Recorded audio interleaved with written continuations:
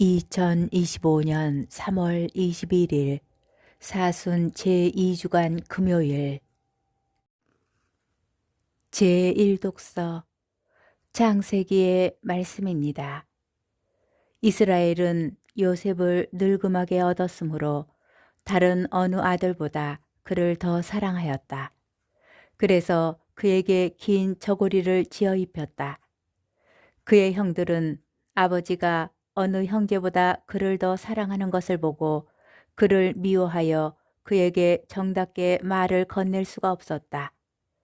그의 형들이 아버지의 양떼에게 풀을 뜯기러 슥괭 근처로 갔을 때 이스라엘이 요셉에게 말하였다.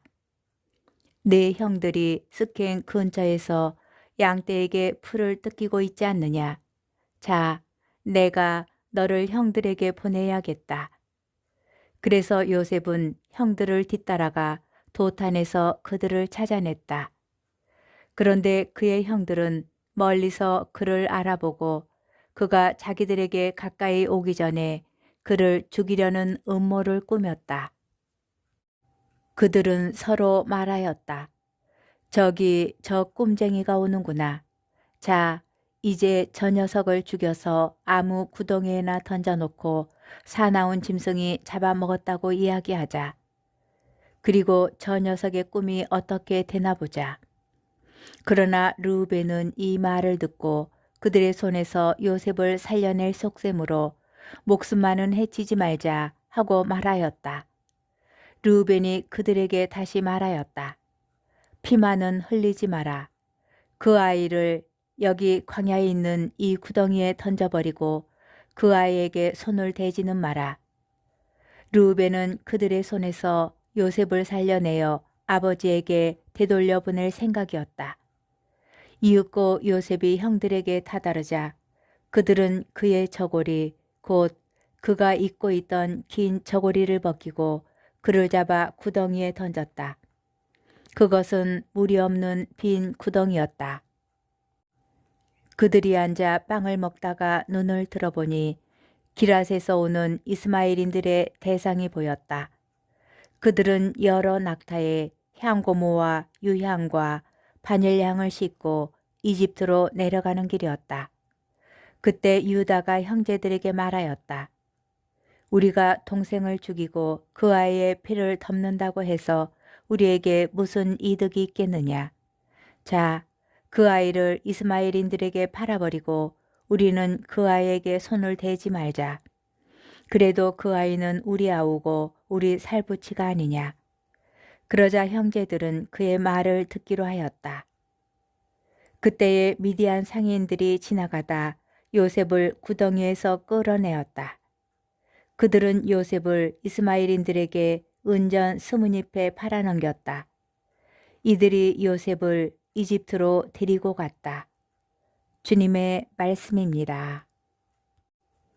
복음, 마테오복음 21장 33절에서 46절 사이의 말씀입니다.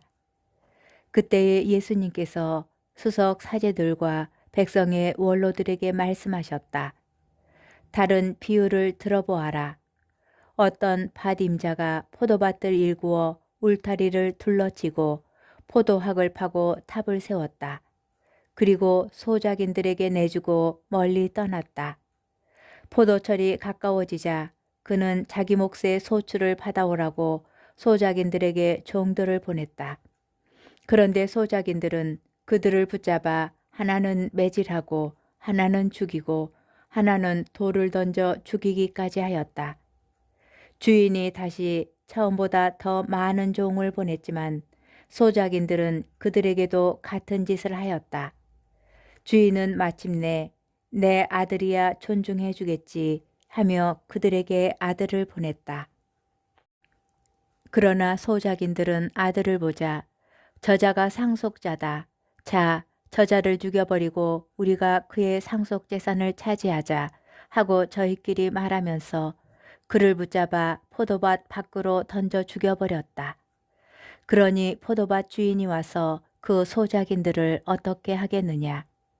그렇게 악한 자들은 가짜없이 없애버리고 제때에 소출을 바치는 다른 소작인들에게 포도밭을 내줄 것입니다. 하고 그들이 대답하자 예수님께서 그들에게 말씀하셨다. 너희는 성경에서 이 말씀을 읽어본 적이 없느냐?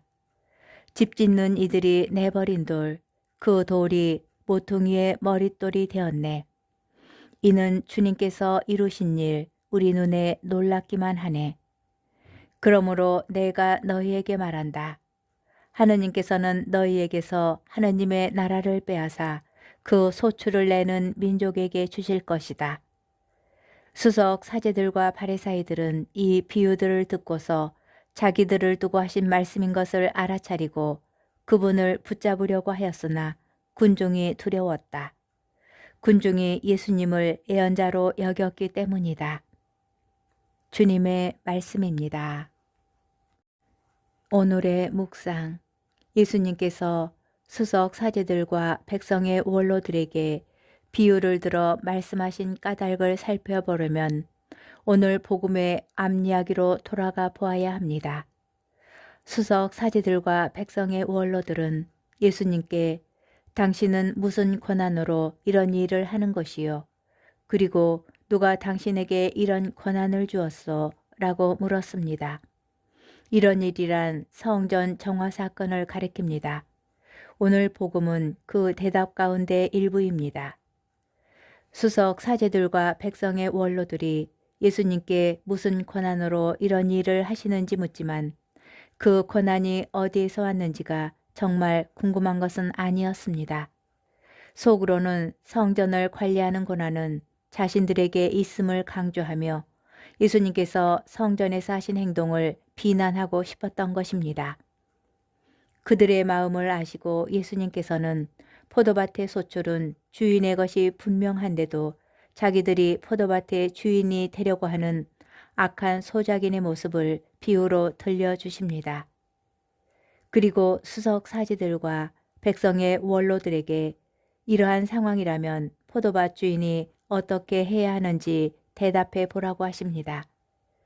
수석 사제들과 백성의 원로들은 포도밭 주인이 악한 소작인들을 주저없이 없애버려야 한다고 대답합니다. 예수님께서는 수석 사제들과 백성의 원로들이 악한 소작인들처럼 이스라엘 민족의 주인인 하느님의 자리를 차지하고 있었음을 스스로 깨닫기를 바라신 것 같습니다. 그 뒤의 이야기를 보면 예수님께서는 깨닫지 못하는 그들에게 계속해서 비유를 들어 말씀하십니다. 예수님께서는 그들이 깨닫기를 진심으로 바라셨던 것 같습니다. 그 누구도 포기하실 수 없었던 예수님의 마음을 봅니다.